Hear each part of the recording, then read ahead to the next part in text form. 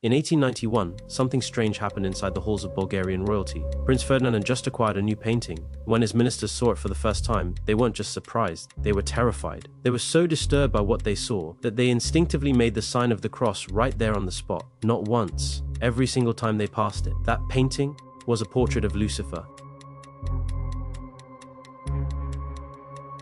Not with fire or fury, but just sitting in the dark, watching. It's not the kind of fear that screams, it's the kind that stares back at you. This is the story of the painting that scared a government, and the artist who made it. Franz von Stuck is remembered today as one of the most important German artists of the late 19th and early 20th centuries. His journey started early. He moved to Munich at just 15 years old and enrolled in the Academy of Fine Arts in 1881. That city, Munich, would end up shaping his entire career. By the late 1880s, Stuck began moving away from traditional academic styles. He leaned into something darker, more symbolic, and that shift paid off. In 1889, he presented a work called Guardian of Paradise at the Munich Glass Palace exhibition. It wasn't just well received, it was a breakthrough. He won a gold medal, earned a large sum of money, and attracted serious attention from critics. It was clear Stuck wasn't just another painter, he was building something new. This piece marked a clear break from the academic art scene and the popular peasant-style genre of the time. He was stepping into a space influenced by myth, symbolism, and the subconscious. Critics started comparing him to names like Arnold Böcklin and Max Klinger, even linking his style to the English pre-Raphaelites. That comparison mattered. It meant he was no longer just following trends. He was part of a deeper, more symbolic movement. By the 1890s, Franz von Stuck had fully embraced symbolism, a movement that explored inner worlds, hidden emotions, and mythological archetypes. In 1895, he became a professor at the Munich Academy of Fine Arts, the very place where he once studied. As a teacher, he didn't just instruct, he influenced. Among his students were two names that would reshape modern art, Paul Klee and Wassily Kandinsky. But Stuck wasn't just a painter or a mentor, he was a builder of worlds. In 1896, he commissioned and designed his own residence, Villa Stuck. It wasn't just a home, it was a full expression of his vision. Every part of it, from architecture to sculpture to interior design, reflected his symbolic style. The villa was filled with art, carvings, and reliefs, including divine processions that led straight into his studio. It became a living monument to his creative mind. Unfortunately, not all of it survived. During World War II, many of the artworks in Villa Stuck were destroyed. Still, the heart of Stuck's work in this era was clear. Like many symbolists, he was fascinated with the inner self, with dreams, and with archetypes. One recurring theme in his work was the femme fatale, the dangerously seductive woman. He painted with emotion, mystery, and myth. Among his most iconic symbolist works are two paintings, Sin and Lucifer. Both are dark, mysterious, and deeply psychological. And Lucifer would become one of the most unforgettable pieces of his career. The painting that terrified the Bulgarian government was created in 1890, just a year before the ministers first saw it. Its title, Lucifer. It doesn't scream for attention. There's no fire, no chaos. Instead, what you see is a single man,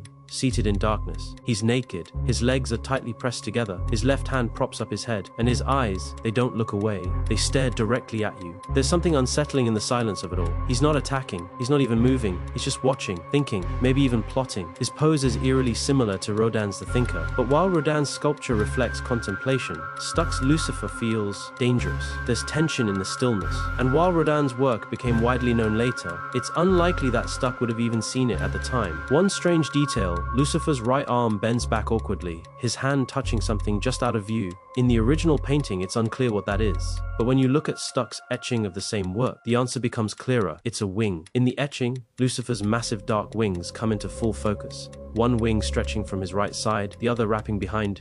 Even in that black and white version, the intensity in his eyes remains. A preparatory sketch reveals even more of the wings, adding weight and menace to the figure. He's not just a man, he's an angel cast out of heaven, and he hasn't forgotten it. The background adds to the mystery. Behind Lucifer, there's a strange light source, a soft glow shaped like a crescent moon. It's unclear what it represents. The etching leaves it out entirely. Is it a memory of heaven, a symbol of something lost? The painting is large, 161 by 152 centimeters. That's over 5 feet wide. It wasn't a casual piece to hang in a hallway. It dominated the space, demanding attention and unease. So, why did this painting shake a group of high-ranking government officials? When Lucifer arrived in Prince Ferdinand's collection, he showed it to his cabinet ministers, and their reaction was immediate.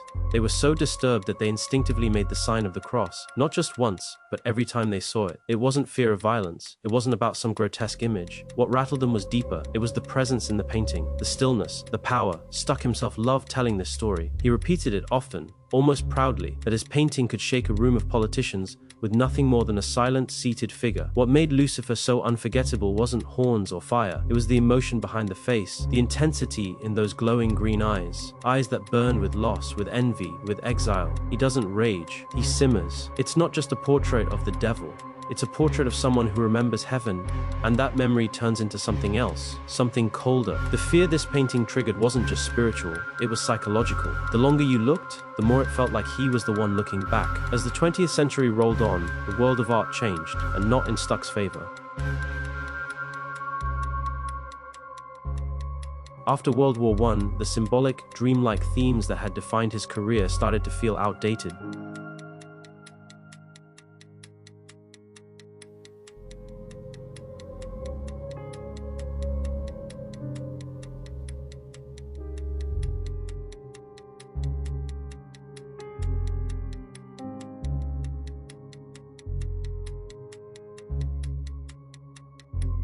The chaos of modern life demanded something new, and artists were moving in different directions. Stuck, once called the Prince of German Art in his funeral speech, began to fade from public memory. When he died on August 30th, 1928, he left behind a legacy that was largely overlooked. For decades, his work sat in silence. But then, in 1986, something changed.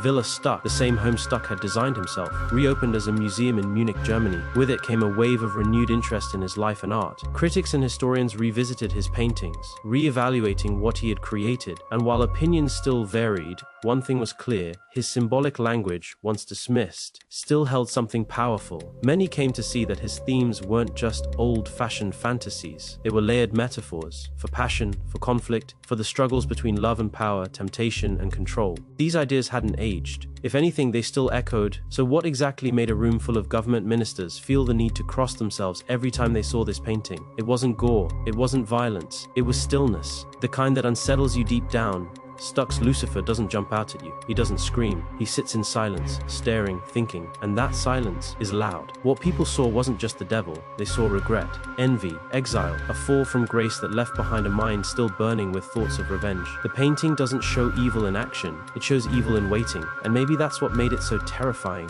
Not because it was dramatic, but because it wasn't. So, what about you? If you stood in front of this painting, would you look away, or would you cross yourself too? If this painting gave you chills, imagine seeing it in person. Drop a comment. Would you hang Lucifer in your home, or would you keep your distance? And if you enjoyed this video, make sure you hit the like button, and also don't forget to subscribe to our channel for more of these kinds of videos. Thanks for watching!